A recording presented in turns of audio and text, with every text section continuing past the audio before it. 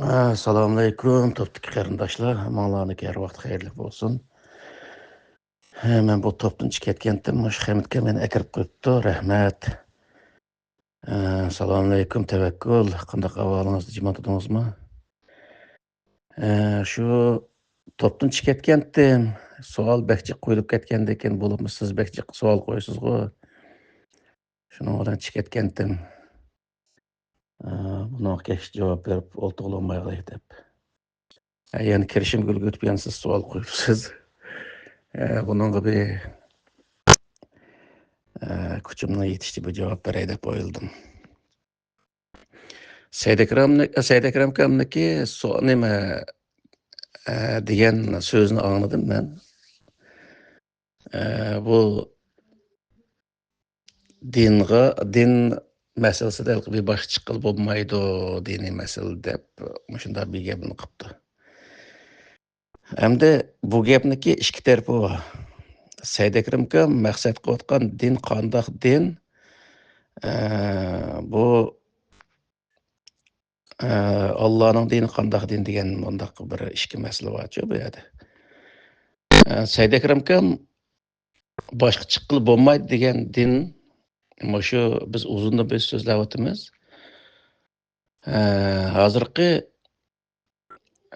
shu an'anaviy din, ya'ni hadisga, fiqhga, qiyosga, ijmoga, Qur'onga asoslanmagan mandaqchilik vaqtida ayndaq bir din. Ashtaq bo'lganligi uchun bu dinda boshqa chiqib bo'lish aslo mumkin emas. Chunki bir tal masalaga bir qancha xil ko'z qarashlar mavjud. Sharqoyi hidoyatni o'qiganlar hammasi biladi buni. Hozirda yangi fiqhlar paydo bo'lib ketdi. Uningdan shundaq bir tal masalaga misol, bir tal soqolni misolga olaylik. Soqolning o'zini birisi vojib desa, birisi sunnat deydi, birisi mustahab desa, birisi odat deydi. Shuningga o'xshash yana nurg'un men anglamagan yana boshqa fatvolar bo'lishi mumkin. Shuningga o'xshash nurg'unlagan o'zi fatvolar bor. Chunki u narsalarni shu rivoyatlardan, shu olimlarniki qiyoslardan olgan bo'lg'achqa din, Qur'onga asoslanmagan bir din bo'lgandan keyin xohlagancha insonlar shundoq uni mustahab, muboh yoki bo'lmaydi, vojib, sunnat degandek shundoq uni ahamiyatini o'zicha surishti qilgan bo'lib, shundoq fatvo bergandan keyin u fatvo kitoblar hozir dunyoda jiq u Hidoyat Sharqoy degan yomon bir qalin kitoblar, masalan, Qur'onchilik necha bot chiqadi. Endi bir tal masala uchun bir tal soqol masalasi uchun 5-6 xil javob bo'lsa, misol, u vaqtda u dinnikda boshqa chiqib olmaydi uning o'zini.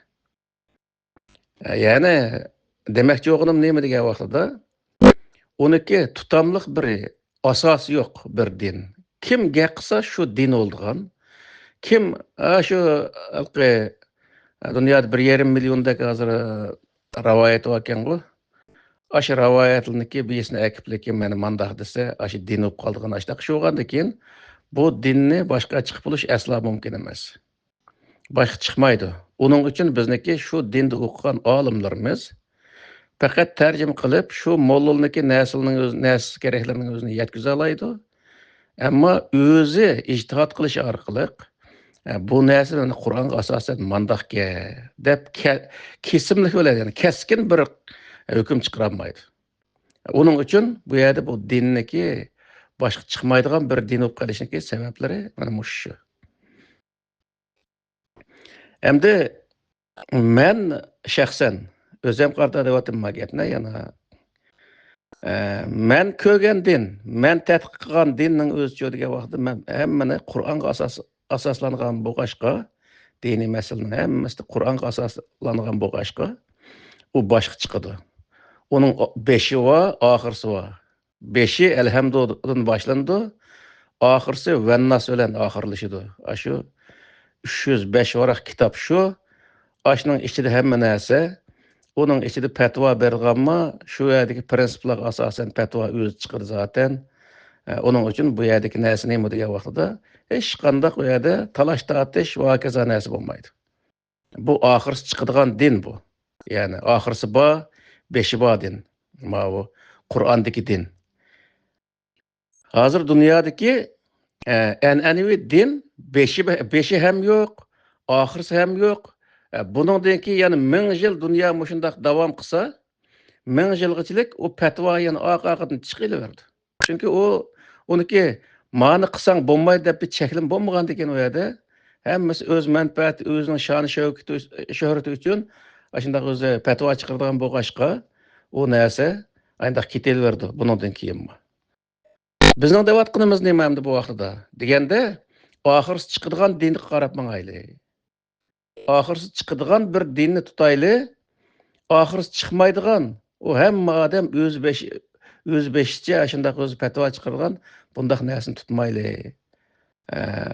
Deyishimizdagi sabab mana shu. Biz uzundan birisi bu tabliğlarni qilyapmiz. Buniki yig'ib aytgan vaqtida beshi bor, ham oyig'i bor, ham boshqa achchiq qilib bo'ldigan bir din.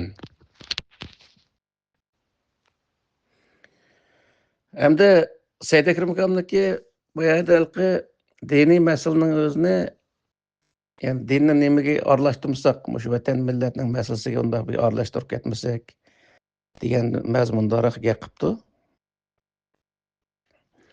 Uni biz uzundan bir so'zlayapmiz ashuni o'zincha. Qur'oni Karimda e'tiqodni, bu yerga din degan so'zdan aslida musulmonlarning ko'p qismi e'tiqodni asos qiladi. Nimaga e'tiqod qildi, qaysi narsaga ishongan, e'tiqod va ibodatni asos qildi bizniki shu an'anaviy dinda. Unda bo'lgandan keyin bu yerdagi shu da'vo ishlarimizga aralashtirsak bo'lmaydi deyishda Said Akram akamniki buningda bir asos bor desak bo'ladi. Nimishqa degan vaqtida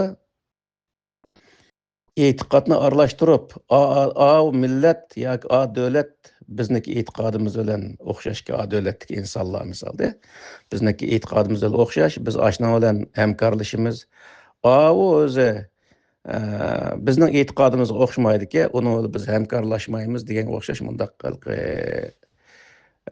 manfaatni, ya'ni davlatniki oliy manfaatni asos qilmay, e'tiqodni asos qiladigan mundaq o'zi ko'z qarashlar bizda nihoyat jiq hamda bo'libmi diniy sohadagi odamlarda jiq. Bizniki mush Qur'onga asoslanib turib, deyotganimiz nima degan vaqtida hech bir yerda e'tiqod ibodatni asos qilmaslik. Davlatning oliy manfaatni asos qilishni chiqish qilish bu nimada? Da'vo ishlarida, vatan millatning da'vosida. Buni deyotimiz. Qur'on ashuni deyotdi misolda.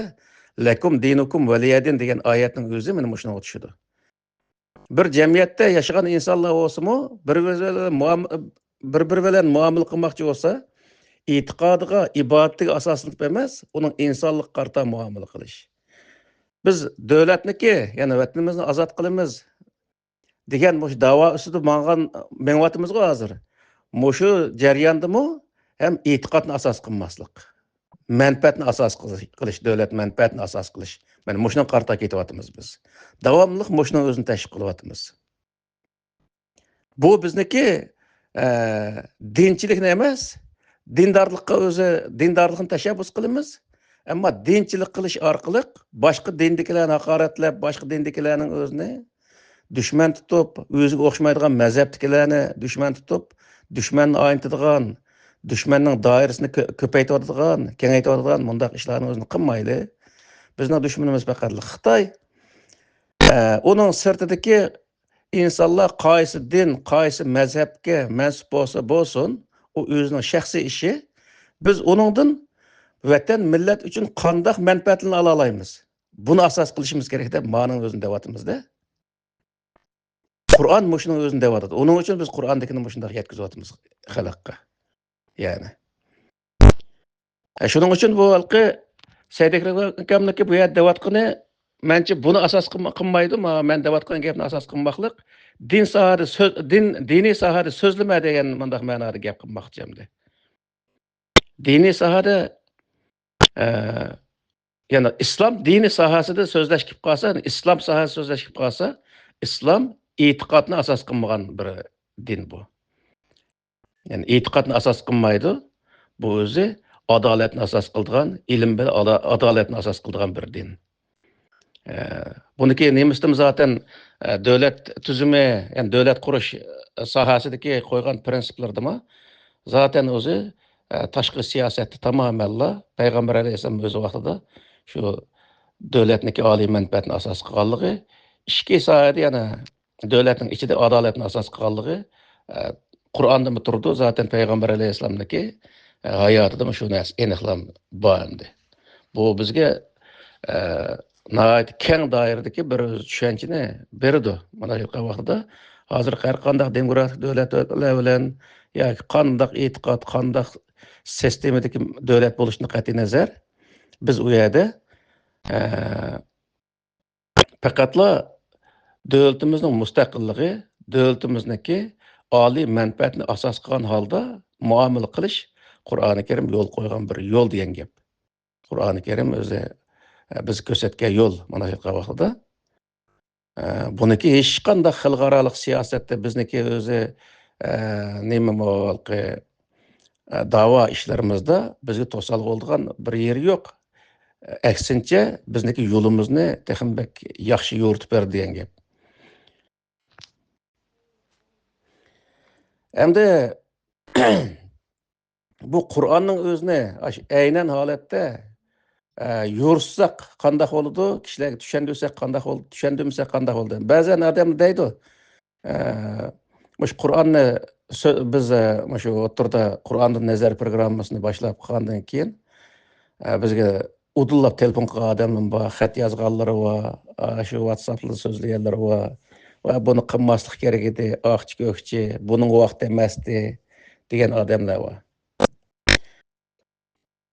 Agar mushu hozirgi peti, ya'ni shu millatimizniki hozirgi mush e'tiqodi olti peti, ya'ni vatanimiz ozod bo'lgan shu bo'lsa, biz hech bir zaman so'zlamaymiz yani. Mana shu vaqtda. Biz vatanning ozodligi, millatning erkinligi, davlatning oliy manfaati, ya'ni davlatimizning oliy manfaatidan ustun tutilgan hech qanday bir narsamiz yo'q.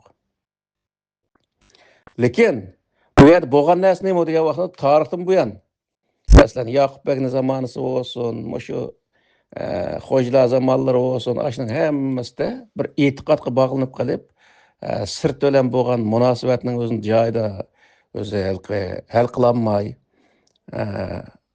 davlatni munqariz qilgan, millatni vayron qilgan ishlarni aytib jiq misol. Yaqub Bekning zamonasidami mustaqil bo'lgan bir davlat 14 yil o'zi hukm surgan bir davlatning o'zini Angliyadek, Chorusiyadek bir o'zi davlatlar e'tirof qilgan vaqtda bular o'zi boshqa dindagi insonlar deb berib shu Osmonliga bay'at qilishning o'zimi shu e'tiqodga berilganligining alomati. Bu yerda e'tiqod birinchi o'rin turmaydi. Davlatning oliy manfaati birinchi o'rin turadi. Kim bo'lsa bo'lsin, bizni o'zi e'tirof qiladigan, biz bilan ishbirlik qilib, bizning ishimizni yaxshi tarafga o'zi biz ashuna bilan ishbirlik qilsak, ishimiz yaxshi bo'ladigan ish bo'lsa, uning e'tiqodi kim bo'lishidan qat'iy nazar, uning ishbirlik qilishimiz lozim. Davlatimizning manfaati, millatimizning erkinligi, davlatimizning mustaqilligi hammadan oliy o'rinda degan bir o'zi ideologiya bizda bo'lishi lozim. Shuning uchun bu yerda mening e'tiqodim bilan o'xshash e'tiqoddagi insonlar bilan ishbirlik qilishim lozim deydigan bunday ko'z qarashib qolsa, u vaqtda biz mag'lub bo'lamiz degan gap. Ham hozir bo'lmayotgandi degan vaqtda, hozir bo'lyapti. Misol hozir Suriya guldir insonlar chiqib ketyapti. Tamam, ba'zanlari Turkiya jamba qolmay chiqib ketgan bo'lishi mumkin, ba'zanlari boshqa niyatda chiqib ketgan bo'lishi mumkin misolda. Agar vatan uchun yana bir ish bo'lib qolsa, yana shu molla o'tirib chiqadi. Chiqqandan keyin o'zi ani qilsang shahid, mani qilsang shahid, u vatanni ozod qilish degan narsa ularning kallasida yo'q. O'lishlar ularning maqsadi. Bo'lmasa u Suriyaga berib o'lishga nima qo'ydi? Afg'onistonga berib o'lishga nima qo'ydi bizga misolda? Shundoq yana bir ish bo'lib qolsa, yana shu inqilobning o'zini tamoman vayron qilib, uningdan keyin o'zi xalqning kallasini yana boshqa yerga burab, andan o'zi mani qilsang bizdan bil go'sh bo'lsa, mani qilsang shahid bo'lsa deb o'tirib haqqa o'zi Qo'riq ko'z tutib o'pka sotadigan mundaq ishlarning o'zini yana qilib yurmasin deb o'tirib, buning o'zini millatning kallasida oydin bo'lib ketsin mush masalalar deb buni deyapmizda. Diniy tushuncha nihoyatda bak muhim. Buniki yana bir misol nima degan vaqtida yuzlarcha yil Yevropa shu Osmonliga teng kelolmay shunda qiynalib yurgan vaqtida buning manbasi nada degandan keyin uning ichida kallasi ishlaydigan odamlar uni ko'zdan kechirib, mushu o'zi dinchilarniki millatni xato yo'lga yetaklashidan o'zi kelib chiqqan masala ekanligi, agar u masalaning o'zini o'ngshimasa, Yevropaning o'zini qaytadan tiklab o'tirib chiqarg'ili bo'lmaydiganligini his qilgandan keyin nurg'un odamlar qurbon berish orqali asrlarcha misolda ya'ni 100 yil, 150 yil, hatto oxirisi 200 yilgacha shunday davom qilib 1500-yillardan boshlanib ketgan o ishlar. Sanoat inqilobi deymiz, bu sanoat inqilobining o'zidami unchola dinchildan ayrilib ketgan ish yo'q. Shunday qilib yurib, kurash qilib yurib, u dinchilarning qo'lidan tamoman hamma narsani, yana hamma narsani 100% tortib olmagan taqdirdami, asosan xalqni idora qilish ishlarining o'zini dinchilarning qo'lidan tortib olgandan keyin undan keyin o'zi Yevropaning o'zini Yevropa qurib chiqqan. Unda bir narsa bor bu yerda. Bu masalaning o'zi payg'ambar alayhissalomning zamonasida o'xshashlar. Payg'ambar alayhissalomning zamonasida shu dinchilarning qo'li dedi, hamma ishlarning o'zi. Shuning uchun xalqning hammasi butqa cho'qinib ashada o'zi ashaga hadiya qilib va kaza qilib yurgan ishlar bordi. Payg'ambar alayhissalom butun dindikilarniki qandoq dinga e'tiqod qilsang o'zingning shaxsiy ishi Qur'ondagi shu prinsipga asosan, lakum dinikum degan prinsipga asosan qandoq dinga e'tiqod qilsang o'zingning shaxsiy ishi. Lekin bu yerdagi birlik, ya'ni islom deganning o'zi nima degan vaqtda adolat oldida hamma odam barobar yashashdan iborat, bu prinsip oldida hammamiz o'xshash degan ma'noning o'zini o'tirib chiqargandan keyin, undan keyin o'zi ishlar g'alaba qilgan. Payg'ambar alayhisalom ashning o'zini 1 yilda qilgan degan vaqtda 10-15 yildek shu tashviqni qilib yurib, uningdagi xalqning ichida nurg'un odamning kallasi ochilgandan keyin, uningdan keyin to'xta bu din sabablik biz o'zi bir-birimizni do'st dushman tutadigan mundaq ishni qilsak to'g'ri emas ekan bu degan kelgan vaqtida uningdan keyin o'zi payg'ambar alayhisalom hijratning 2-yili boshlab Badr urushi deydi, u bu urushlar bo'lib, u yerda qabilalar birlashib, bay'at qilishib, bu yerda islom bayrog'i ostida. Islom deganning o'zi tinch bir jamiyat barpo qilish degan gap. Hech qanday e'tiqodni asos qilmagan holatda bir tinch bir jamiyat barpo qilish degan gap. Yani mushundaq bir tinch bir jamiyat barpo qilgan payg'ambar alayhisalom. Demak, bu yerdagi narsa nima degan vaqtda yig'ib aytgan vaqtida biz agar bu e'tiqodiy masalalarda yana shunday mujmal ketilaversak, bir zamonlar kelgan vaqtida yana shunday ta'tir insonlar o'tirib chiqadi, ishlarimizni buzadi, undan keyin yana o'zi ishimiz oxiga ketilaverdi. Bu ish bo'lgan. Mana shu O'rta Osiyodagi vaqtida shu Mab Nazoratniki Sharq Turkiston Ozod tashkiloti degan tashkilot qurilgan vaqtida ish toza shu yaxshi bo'layotgan vaqtida sen vatan millat deb o'lsang bizdan bil go'sh bo'lsa deb o'tirib insonlarniki yerimidan jiqining o'zini shu Qur'onni, hadisni shunday o'zi xato tushuntirib yurib insonlarni bilib ashadi bir-birini o'tirib qilgan shu vaqtning o'zida. Buningdan keyin bu ishning o'zi agar buni isloh qilmasa davomlashadi bu ish. Buningga insonlar ko'ngil bilish kerak. Hozir masalan jim turdi, turg'un sudek jim turdi. Ish rasmiy boshlansinmi? Bular hammasi salmidaklar o'zi 5-chiqirdi, hammasi tuyushdan. Andan keyin insonlarning o'zini bo'lgil turdi. Hammasi o'ziga o'zi nima murid to'pliq turdi. Shuni millatni yana vayron qildi bular. Uning uchun millatning beshini o'ngshash kerak bu yerda.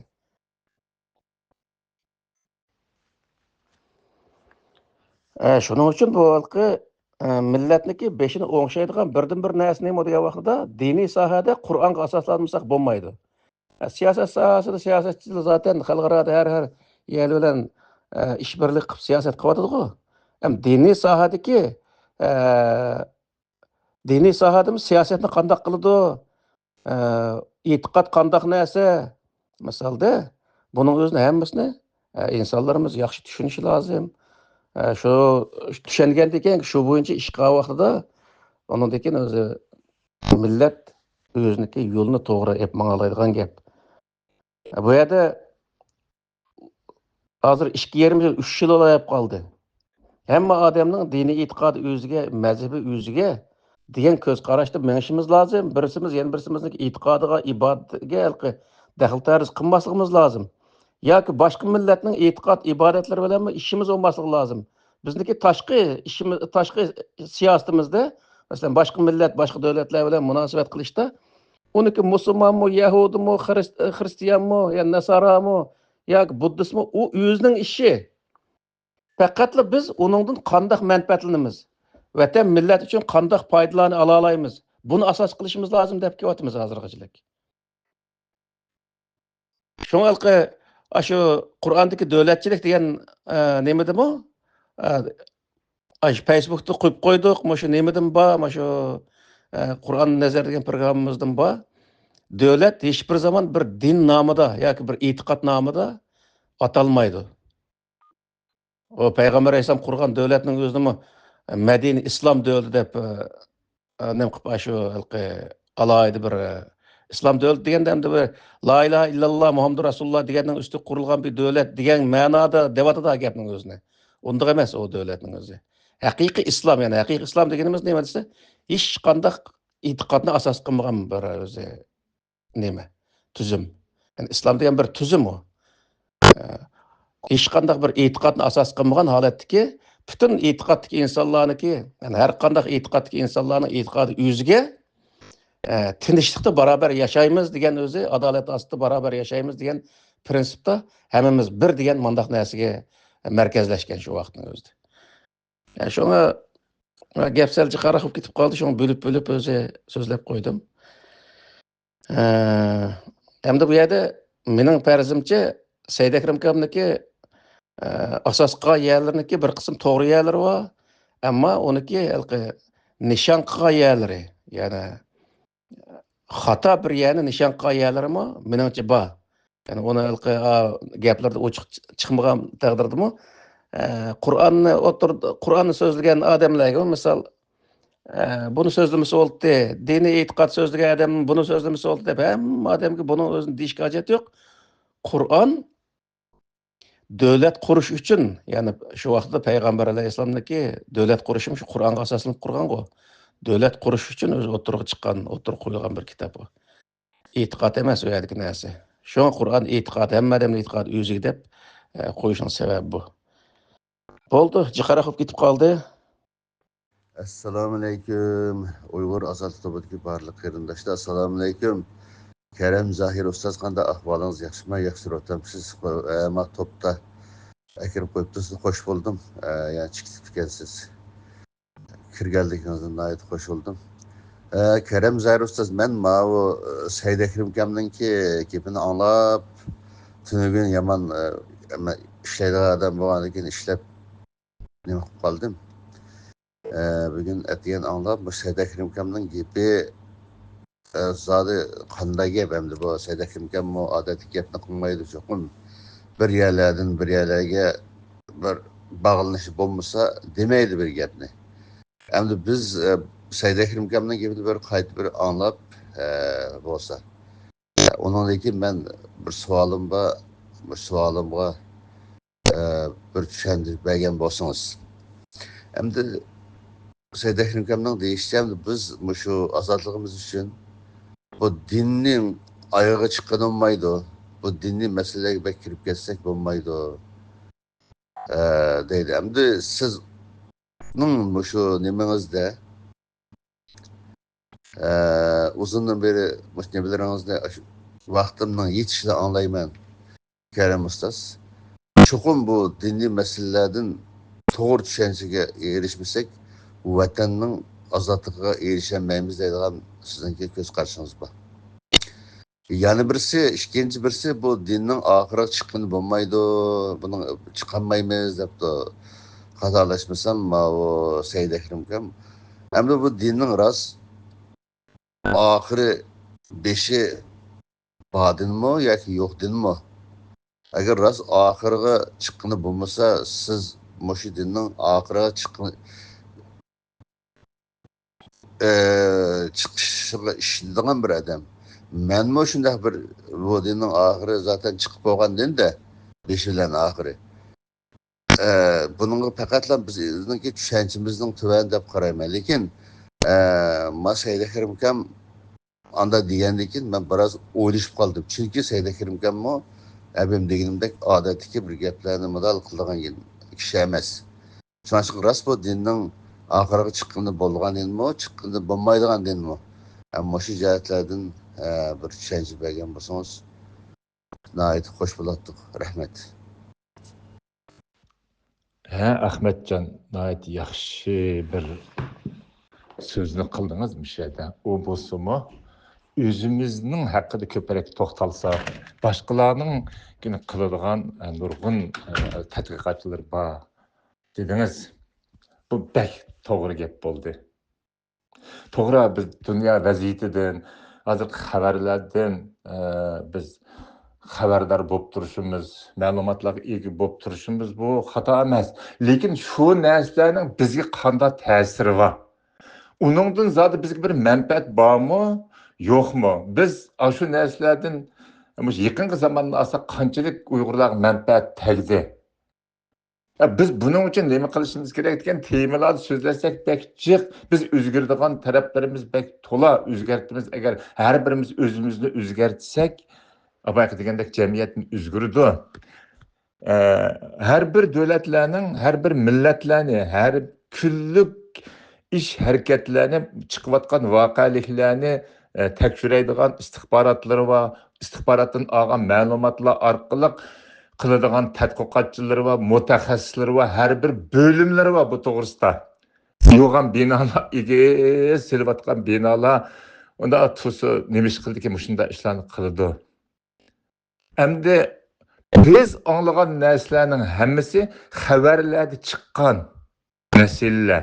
Biz uning negizini, nima uchunligini bilmaymiz. Ammo ashla qarta faraz qilsak, mushu qilinayotgan chiqayotgan urushlarga, epirilayotgan urushlarga, mushlar qarta faraz qilsak, tarixdan mushu yaqinqi zamon tarixidan bo'layotgan Afrikadan boshlangan hozirgidek mushu urushlarning tarixiga qarasak, ular qatnashgan, ishtirok qilgan davlatlarga qarasak, biz bir bilimga, ya'ni bir ma'lumot, bir tajriba savoqlarga ega bo'lamiz deb men o'ylayman bu narsalarni. Bular orqali bir xulosa chiqarib, o'zimizning yo'lini o'zimiz belgilashni agar o'rganalsak, bizning ishlarimizda utuq bo'ladi. Agar biz hang'iyib Moşunda qarab turiblam zada ayada urush oldu, anda qilib o'tdi. Mayada ma urush oldu, manda qilib yo'qtidi da. Ayatilik Xitoyni urdi, Amerika yo'miz o'g'illik amanda qildi. Xitoyning ta'siri kuchli, ya aning manda kuchli, bizning chiqish yo'limiz Beijingda avtonomiya bizning chiqish yo'limiz deydigan mushundaq chuvalchaqlikning ichida yuradigan bo'lsak, biz yani 100 yillab yuraveramiz bayağı qutluk degandek, aşağıda çirip sesip tugab ketimizken bizga chiqish yo'li yo'q. Yani birisi diniy talash tatishlar. Bu o'z vaqtida bo'pti, men jiqtidim, buningdan chiqdim men hozir. O'z vaqtida bo'lganken men bularni dedim, shu men aqliyatchilar davri, shu Umaviylar davridan boshlangan, keyin Abbasiylarga kelgandan keyin ular yo'qolib, mush ahli sunniy vel jamoat imomi Ahmad Hanbali davriga kelgandan keyin hokimiyat o'rniga chiqib bugungi kunga kelgan, bu to'g'risidagi o'lib ketgan odamlar, turmada yotgan odamlar, tayoq yegan odamlar, bu to'g'risida izlangan arab olimlari, aqliyatchilarmi shu arab olimlari, shular Qur'on to'g'risida so'zlashgan, mushlar to'g'risida so'zlashgan, ashlarning hammasi tugab bugungi kunga kelib bizga kelgan chaqda bu talash tortish tugimida bizmi buni tugatolmaydi ekanmiz. Men boya g'arbning shu tajriba savoqlari bularning qanday qilib buningdan chiqqanligi to'g'rilarida bir bundaq so'zlab o'tib ketdim. Biz o'rgansak nurg'un narsalarni o'rganalaymiz-kan. Bu biz hal qiladigan, hal qilib bo'ladigan yoki biz Qur'onga qaytdim deb qaytish bilan tutib qoladigan masala emaskan demakchi. Bunda gap so'zlarni desak xato tushundiki qarindoshlar, unda emas. biz biz hal qilib bo'ldigan, ya'ni takror deymi hal qila oladigan masala emaskan. Biz degan qilayotgan talash tortishlarni tugaydigan gap emaskan. Bu o'zimizni churitadigan, o'zimizni qaymoqtiradigan, bir-birimizning o'ttirida ziddiyat paydo qiladigan, texmi vayronchilik keltirib chiqaradigan masala ekan bu masalalar. Shunga biz o'zimizning kimligi, Uyg'urlik buni yo'qolgan davrdan tortib hozir qanday paydo qilish. Masalan, Hoji Qutlug' apandim degandek oilasidan qilibdi, nim degan yaxshi. Hammamiz shunday bir vaziyatni agar shakllantira oladigan bo'lsak, biz cho'qim bizning jamiyatimiz o'zgarib bir Uyg'ur jamiyati barpo bo'ladi deb o'ylayman qarindoshlar. Shunga yana oxirida deydiganim, her bir davlatning ishlarini qiladigan mutaxassislar bir jiq. Biz undan xabardor bo'lsakmi, shuning bizga bo'lgan ta'sirini her birimiz so'zlab, her birimiz tushunchalarimizni o'ttirib qo'ysak, o'ttirdan yaxshi bir fikrlar chiqib qolishi mumkin deb o'ylayman.